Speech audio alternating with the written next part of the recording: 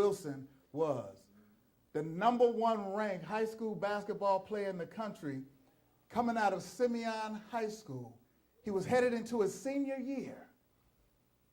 And as I watched the program, it just took me back to that place in time. I'm 38 now. At that time, I was probably 14, and I just remember the heartache, the pain, being an aspiring athlete myself, that this young man, along with his girlfriend and his 10-week-old son, in broad daylight, was shot once through the aorta and once through the liver, and he died.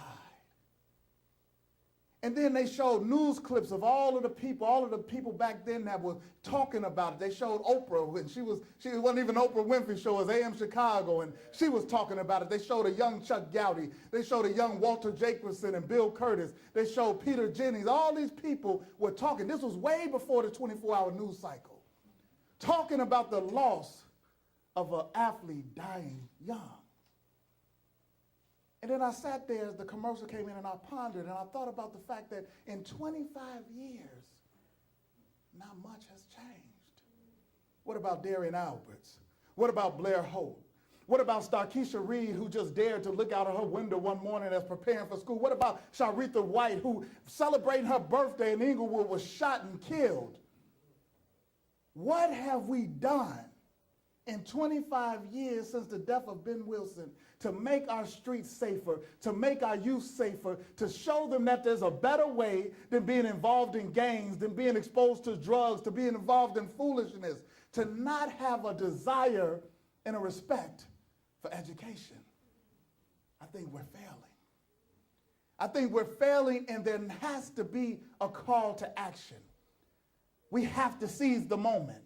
Webster defines seize as to take hold of, to grab, to take by force.